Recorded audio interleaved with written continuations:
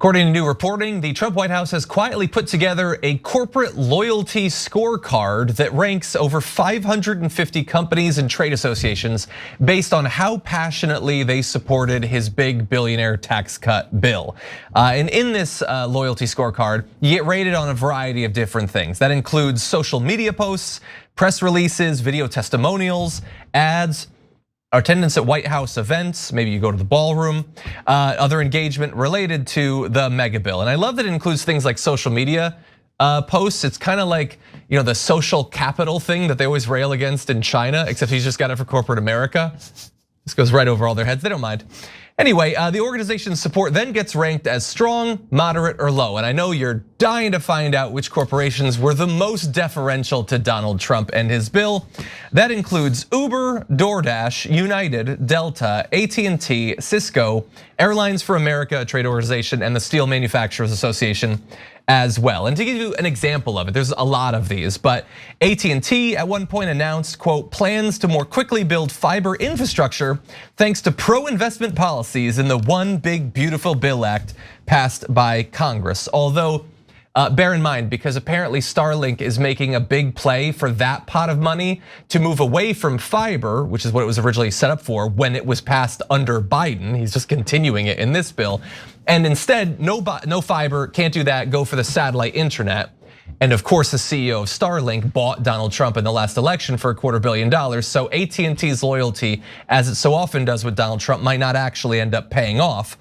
And now that it's been revealed, the Trump White House is just openly admitting that this is a thing that they did. One official said, it helps us see who really goes out and helps versus those who just come in and pay lip service. And apparently, if you're not ranked high on this, don't worry. You won't necessarily get investigated by Pam Bondi just yet. You still have a chance to raise your score. So for instance, if you now boost your public advocacy around other administrative priorities, maybe anti-DEI stuff or something like that, then maybe you can crawl up those rankings. And so, yeah, they're doing it. They call it a dynamic scorecard. And that's the thing they're working with right now. Yeah.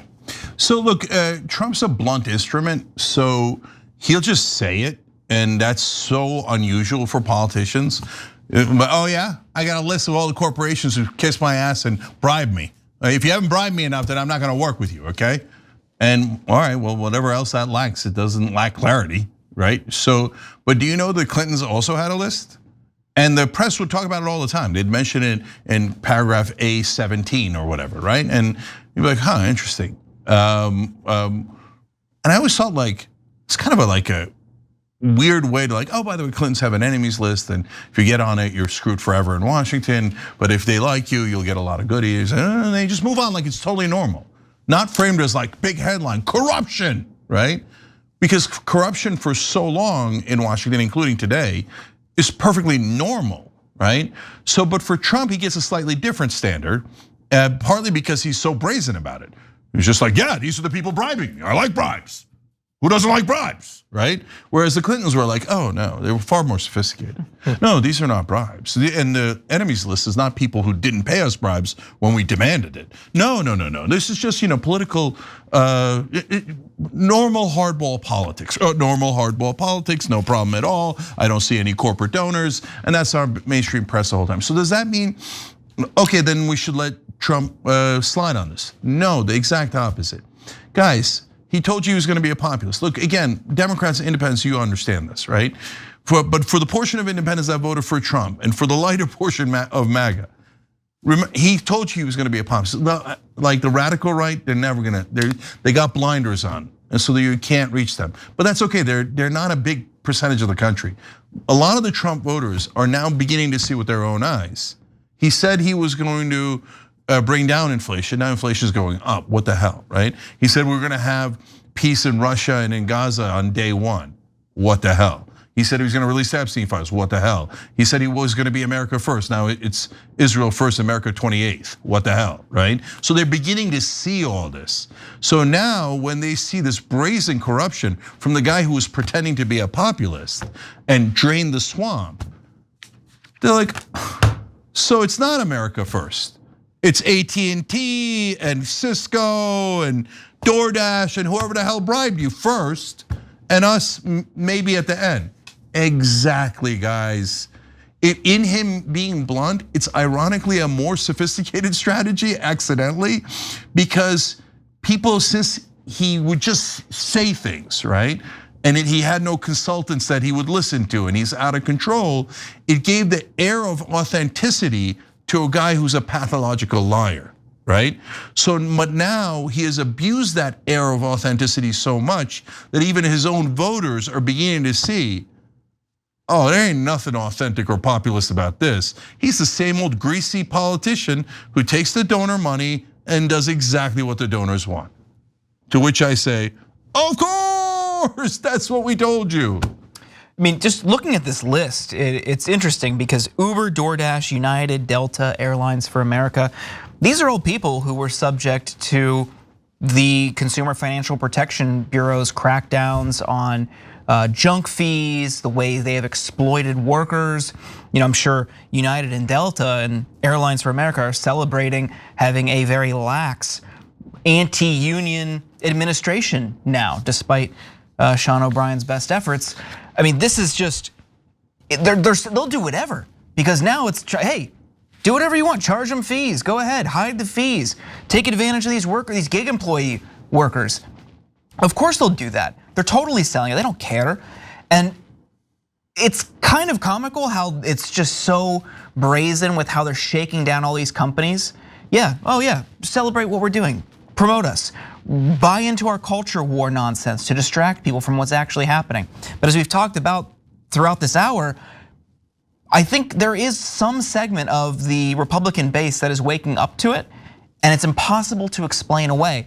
We've seen it on a couple different issues, from inflation now to this. The corporate control and capture of our government is out in the open. And there's one other thing that I think is kind of funny but disheartening at the same time, and that is how the right, so the part of the right that hasn't recognized what's happening, to watch them go from, oh, government overreach, Biden shouldn't be involved in the markets, we gotta protect the free market at all costs. And the way the nanny state has influenced our personal decisions can't be tolerated. This is an encroachment on our rights, our liberty. Michelle Obama telling us to eat healthier is a violation of my sovereignty. To, yeah, the president just shaking down the biggest Fortune 500 companies. Nothing to see here, that's fine. Yeah, and it's sort of like so much that's confusing to me, where like we had things, we had systems, some of which sometimes accidentally or intentionally actually like benefited you. But now he's come up with like a worse version of it that only benefits him. Like we used to, in theory, regulate corporations. That's all gone. We don't do that anymore. But he's gonna regulate their social media activity just to benefit himself. We had like work visas. And then like he deported a bunch of people, and they said, well, I'm gonna come up with a plan just so that like the people working on farms could come back in with a special work visa. And sometimes it convinces MAGA, but sometimes not. Like sometimes, like you said, they see through it. Like they were sold that he was gonna be anti-war, and he already bombed Iran, and he's participating in an ethnic cleansing, maybe sending in US troops. They're drawing up war plans for Mexico right now. So they don't buy some of that. And then you see weird things where it's like Donald Trump has to be personally involved in this. Where like you probably saw the announcement recently where he's like, he wants a stake in Nvidia for their foreign sales. He wants to, no, like he wants a cut of what they sell. Yeah. And he wants a stake in Intel, which a guy like me who's interested in communism, I like seizing a portion of the means of production. So I'm into that when Trump does it, I guess. But like getting a cut of what Nvidia sells, we used to have a corporate tax to do that. Why did you get rid of the corporate tax and now you want to get a portion of their profits? We already had that system. It's because he wants credit for it and he wants direct control over it. It's why recently it was revealed, and like the prime minister of Vietnam's not even hiding it, that he used the threat of higher tariffs to get faster approval for his Vietnamese golf course. They're just admitting that he did that. Jesus Christ. They threw villagers off their land, they're bulldozing it. They gave them rice and $12 a square meter, just so he could get his golf course. It was just revealed this week, he called up the finance minister of Norway to talk about tariffs and said, oh, by the way, I want the Nobel Peace Prize. He's clearly using the threat of higher tariffs to get the Nobel Peace Prize rather than, like getting peace. And so all of this just feels like such a cheap, crappy version of like a TV mobster, where all of it's for his own benefit. Everything is weirdly turned into a worse version of what it was. And I'm waiting to see how much of it is actually convincing to his cultists. Yeah, last thing is that I'm seeing the silver lining, which is, look, I said right after the election that I'd rather be in the populist woods than an establishment prison. And in the establishment prison, you couldn't talk about corruption, Democrats or Republicans. Like everyone in media would shut you down and they'd call you a conspiracy theorist. You think that these politicians are working for their donors? Ridiculous. You think millions of dollars affects politicians? Conspiratorial, right? You think like, really, did that happen? Like hundreds of times to me, right? Like I had reporters laugh at me saying like, you think politicians are affected by millions of dollars? I'm like, you think they're not? You think they're not, right?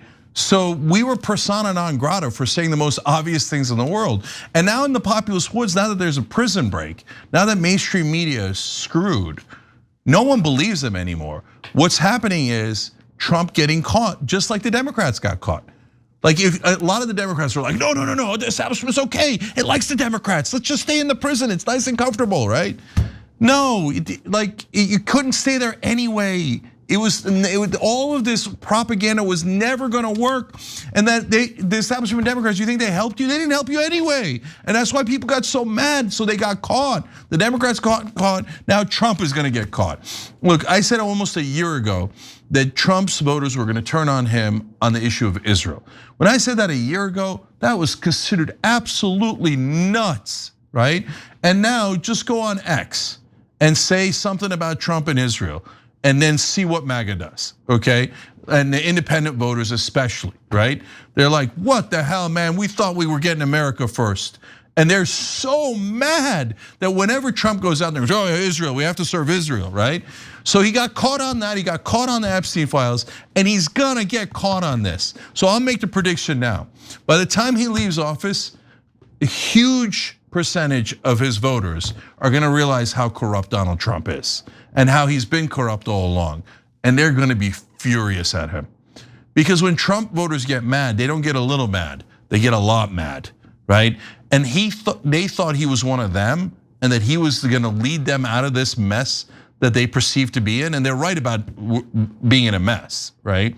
And they're right that the powerful are not serving us. When they realize he is part of the elites and that he's always wanted to be their buddies, and now he gets to be the mob boss you're talking about, John, and dole out favors and get favors.